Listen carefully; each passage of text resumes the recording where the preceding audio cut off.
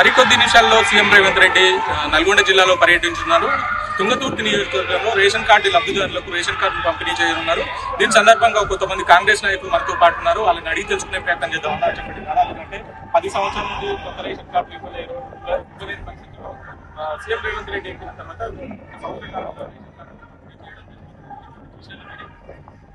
గడిచిన 10 సంవత్సరాల నుంచి సామాన్యుడికి రేషన్ కార్డు అంటే రేషన్ కార్డు అనేది ఏమైనా బడుగు బలహీన వర్గాలకు అణగారిన వర్గాలకే రేషన్ కార్డు అవసరం ఉంటుంది. అలాంటిది గడిచిన పాలకులు ఏమైనా దోసుకోవడం దాచుకోవడం తప్పించి పేద ప్రజలకు ఏం చేద్దామన్న ఆలోచన ఏమాత్రం లేదు. అలాంటిది ఈరోజు కాంగ్రెస్ ప్రభుత్వం అంటేనే అది పేదల ప్రభుత్వం. పేదల కోసం ఈ ప్రభుత్వం చేసే మంచి మంచి కార్యక్రమంలో ఇలా రేషన్ కార్డు కూడా అందులో ఒక భాగం. ఆ భాగంలో ముఖ్య కార్యక్రమం ఏమనగా తిరుమలగిరి నడిబొడ్డున తుంగతుర్తి నియోజకవర్గంలో ఇంత గొప్ప కార్యక్రమం నిర్వహించడం మాకెంతో ఆనందకర విషయంగా చెప్పదలిచాము. అంటే దాదాపుగా సంవత్సరాల కాలం గడుస్తుంది. రేవంత్ రెడ్డి పరిపాలనకు సీఎం రేవంత్ రెడ్డి పరిపాలన తేడా లేదు.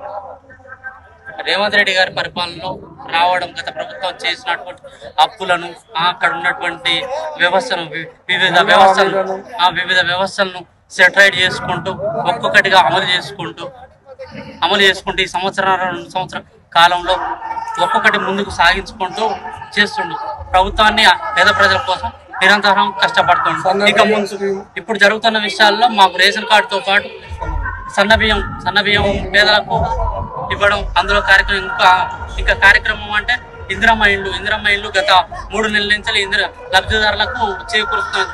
ఈ గ్రామ పంచాయతీ ఎన్నికల వరకే ప్రతి లబ్ధిదారునికి ఇందిరమ్మ ఇల్లు కూడా ఇవ్వడం మంచి కార్యక్రమం.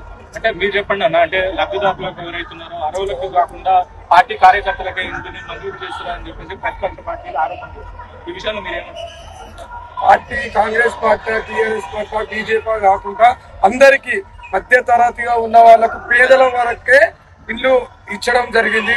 గత ప్రభుత్వంలో వచ్చేసి టీఆర్ఎస్ కార్యకర్తలకు టీఆర్ఎస్ వ్యక్తులకే అలాంటి మన స్కీములు ఇవ్వడం జరిగింది. ఇందులో ఎలాంటివి ఏం లేకుండా అందరూ సమానంగా రేవంత్ రెడ్డి ప్రభుత్వంలో కాంగ్రెస్ హయాంలో జరుగుతున్న మంచి స్కీమ్ లాంటిది. ఇది ఎవరు మన మంది అనేది లేకుండా అందరినీ కలుపుకోవచ్చుగా చేస్తున్న స్కీమ్. ముఖ్యంగా రేవంత్ రెడ్డి పరిపాలనకు కేసీఆర్ పరిపాలనకు తేడాలు ఏమి?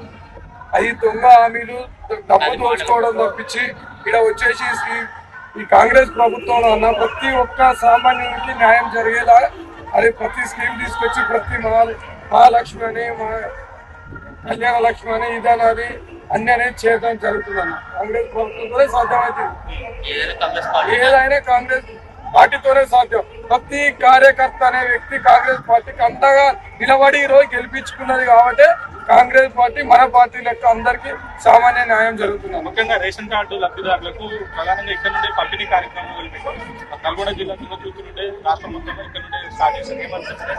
చాలా సంతోషంగా ఉందన్న. మా అందరికీ ప్రజలందరూ ఏకవంతంగా వస్తున్నారన్న. ఈ కార్యక్రమం చూడడానికి చాలా వేలాది మంది తరలి వచ్చి చాలా సంతోషంగా ఉందన్న.